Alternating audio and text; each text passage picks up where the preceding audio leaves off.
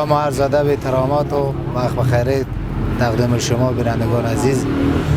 در قدم نخست نصیر احمد است از اناردره، یکی از فروشنده های پارچه زنانه مردانه شهر هرات چارسی است.